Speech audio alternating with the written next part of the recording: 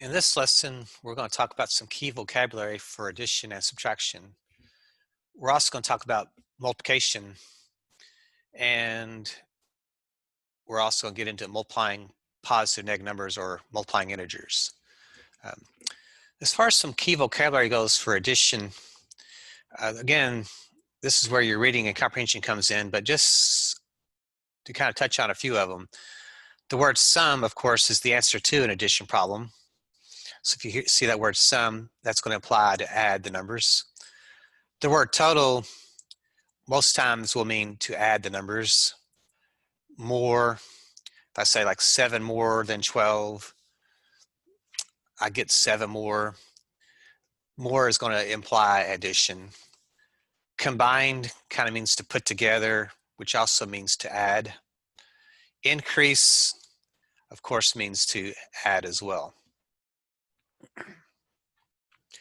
For subtraction, we have the word difference. Again, that's the answer to a subtraction problem, is to find the difference.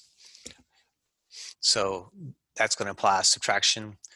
Decrease means to subtract. The word change is really important. If I want to find like the change in temperature, like today, you know, it's 60 degrees in the morning. By noon, it may be 70 degrees. And then if we want to find that change in temperature, if we subtract those two numbers, that will give us our change. Less than and subtracted from are also two more that imply subtraction. These are the tricky ones. Less than and subtracted from. You have to be a little bit more careful with those, because remember, subtraction order does matter. 10 take away 1, as we mentioned, is not the same thing as 1 take away 2. And that's why we start using those KCC methods and circle methods when we start working with adding and subtracting integers.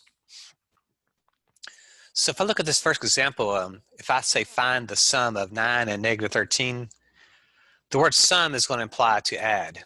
So if I actually want to find that sum, I have to work it out. 9 plus negative 13. And remember, with addition, order does not matter. But since we're adding positive and negative numbers, you got to figure out which rule to apply. Are the signs the same or are the signs different? And since the signs are different, you remember, this is money that we have and money that I owe. Those are different. So they work against each other. So the rule says subtract. And again, when I subtract, I throw the labels out and just focus on the numbers. So this is 13 minus 9. And when I do 13 minus 9, I'm going to get this 4. So when I come back over here, I have to apply the second part of the rule, which says, since the signs are different, we subtract, but we have to keep the sign of the larger label. And since it was more negative, there was more debt, the answer has to stay in the negative side of things. You still owe $4 would be the result.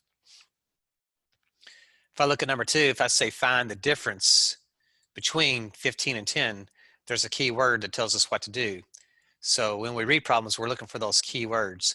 And difference would be one that tells us to take the difference or subtract these two numbers. 15 take away 10. And 15 take away 10 is kind of a more normal subtraction problem. That does not involve negative numbers, so that would just be a 5. Now, notice that it says 8 less than 10. 8 less than 10 means we're subtracting 8 from 10. So we're actually starting with the 10. That's our original number, is the 10. 8 less than 10 means to take 8 from 10. So you really have to pay attention that 8 less than 10, you're actually starting with the 10 and you're subtracting the 8. So it's not 8 minus 10, but it's 10 minus 8. And if you're using a calculator, that can really get you in trouble. If you're using your common sense, you're probably okay. 8 less than 10 would be 2. So 2 would be our answer there. So 8 subtracted from negative 8. Notice how, again, the word from means you're starting over here. You're starting with the negative 8. And since subtraction order does matter, especially if you're doing this on a calculator, you'd get yourself in trouble. So 12 subtracted from negative 8 means you have the negative 8, and then you're taking away 12 from that.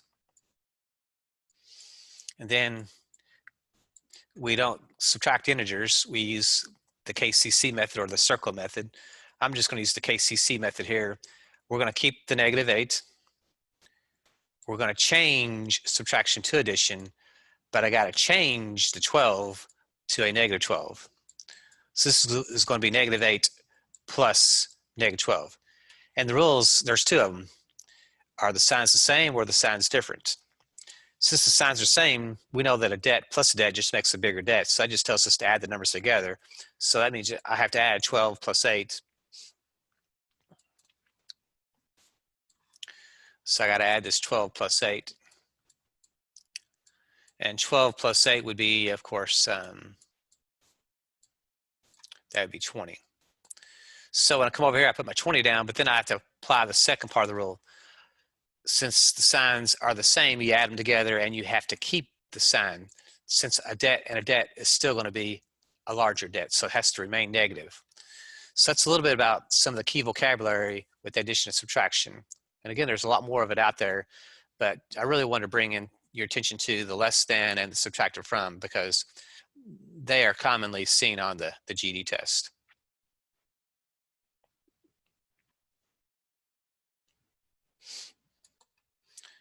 So in multiplication, you know, we've been multiplying most of our lives, but again, let's just pay a little bit more closer attention to some of the vocabulary that goes with multiplication. First thing I want to bring out is just the ways that multiplication can be written on paper or using a calculator or a computer. You know, the most traditional way is when you were younger, we used the X as our multiplication symbol. So this would read as 3 times 5. We also can use a dot. So usually around 3rd or 4th grade, maybe 5th grade, you start to use the dot as a multiplication symbol. And then more when you get into like pre-algebra, parentheses come into play. So if you have a 3 next to a parenthesis, and then there's something inside the parentheses, those are related by multiplication. That also means 3 times 5. And then like using a laptop, the asterisk is a multiplication symbol, or your calculator, on the display, you'll see it show it as an asterisk, which means they're multiplying it together. So if you're using our GED calculator, the asterisk a lot of times is what you'll see on the calculator when you hit the times symbol. Now for the meaning of multiplication, this is really where it gets very important, is a lot of times we just are performing the operations of getting the answer. But we got to understand why that is. So 3 times 5 means 3 5s added together.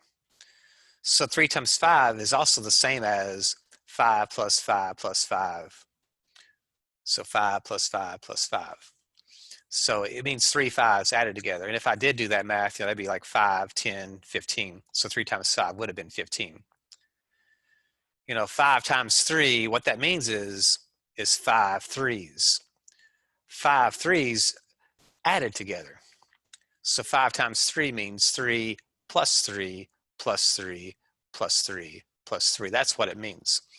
So the first number tells you how many times to repeat the second number in an addition problem. And we know that 3 times 5 and 5 times 3, regardless of how we add it up, if you will, we get 15 either way. So one thing we pick up on is order does not matter when you multiply. So you can read it either way. You can read it as 3 times 5 or 5 times 3. It's still going to give you the same answer. So if I look at this problem, I could say 4 times 6, or I could say 6 times 4. The way it reads is 4 6s.